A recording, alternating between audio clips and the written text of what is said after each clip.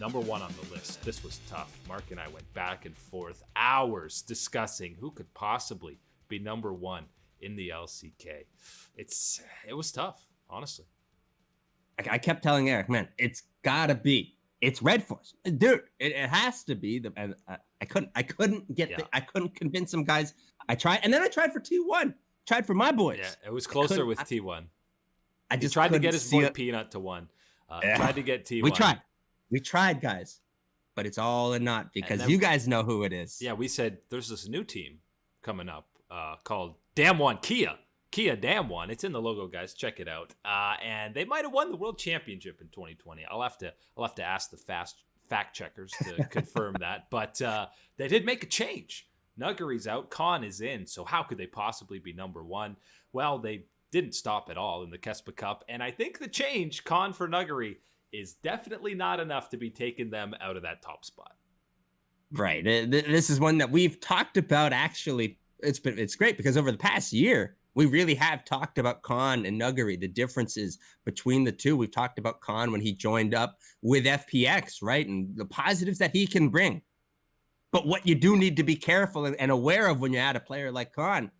But when you look at Damwon and you look at how they play and what they want from Khan and what type of performances that you can accept and is still going to fit in your plan of how you're going to play and how you're going to get strong in the game, there's almost no real problem, almost at least so far as we've seen. And I'm sure, given the quality of Nuggery, we might see some drop off.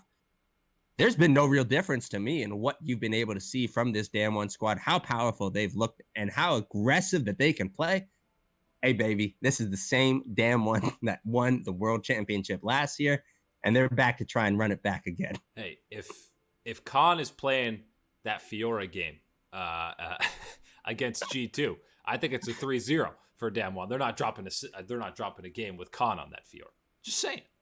Yeah, that is one of those quick reminders of just how nasty Khan has been in that top side when you talk about, this breed of top laners being just so brash and dominant and aggressive in that top side. Man, he was really the template of it in the past couple of years of what you wanted to be and how dominant and how far you could push. And now he's with the Damwon boys, and now he's got all that skill around him. And you know what eases the transition of Khan coming in even better? Is having Coach Koma. If you watched any of the behind the scenes with them when they were on T1 together, Koma seemed to take an added interest in Khan. After games, he would personally grab him by the shoulder and say, come walk with me, come talk. You were tilted after this game. You got to not be tilted. He would have these one-on-one conversations with him, and he seemed to really enjoy him as a person and as a player. So having Koma be the head coach for Khan is only going to make this transition easier. Absolutely. Go back, go watch those, SKT in the locker room type of videos of that time when Khan was with T1. You're absolutely right about his relationship with Koma and stepping into as Koma steps in to the role with Damwon. That's a huge thing. That's got to be why you're looking at this as what the performances can be. As you said it, the way he's able to communicate, the level of tension and time that he dedicates to a player like Khan that can be one of those personalities that, look, sometimes you get a guy that's like, no, it's okay, coach. I'll take care of it. No problem. It's easy. Self-reliant. But sometimes you got guys like Khan, which there's maintenance, there's upkeep. You got to put the attention to these guys. And when you do, you can unlock some of these performances that you just don't get with other guys, other motivations. Koma is the key. He's the secret. We've seen it in the past. You were right to bring that up. That is going to be something I think for a lot of people can be the huge difference maker in the way that Khan performs. And for the rest of this roster, the World Championship caliber, we've seen it a lot in the past. We've seen Ning in 2018, Tian 2019, these MVP junglers from Worlds. The next split, they're cursed. They don't perform to the same level. I just don't see it happening with Canyon. He's still going to dominate. You look at Ning, you look at Tian, and Tian is even itself a little bit of a different issue than Ning was.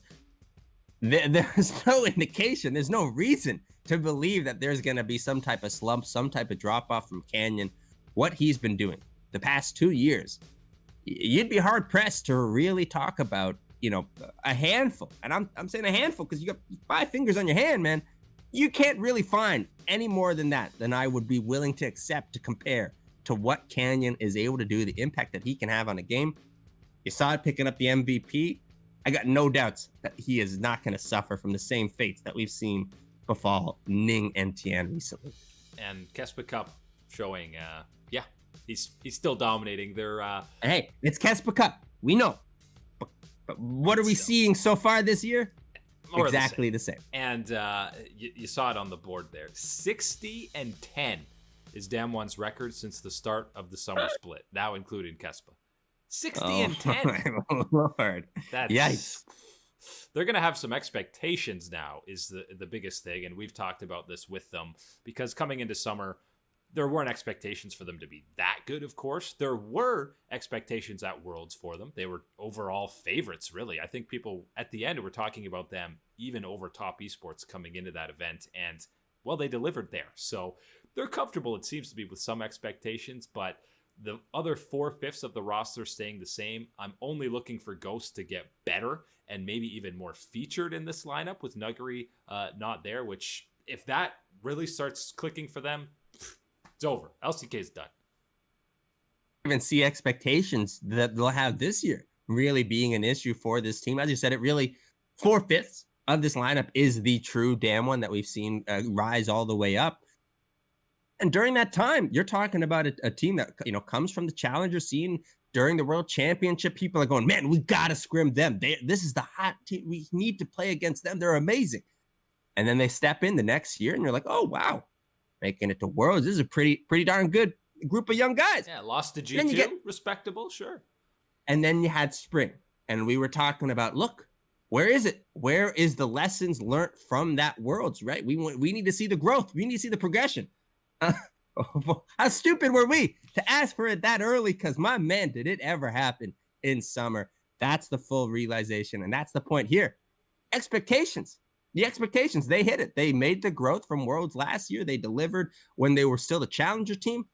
They're world championships. They're world champions now. You think they're not going to deliver on expectations? I'm buying it. If there was a replacement you could have for Nuggery in the top lane, Khan seems to be the most similar playstyle that you could fit in, and that's why he should fit perfectly on this Damwon squad. It's a square shape hole. They got a square shape peg. Drop them in. Maybe it won't be as dominant because I don't know if any team will be as dominant as they were in summer, but Damwon comes in at numero uno. That's it today for League Unlock. Eric and Mark with you guys. Thanks for hanging. We'll catch you on the flippity flip.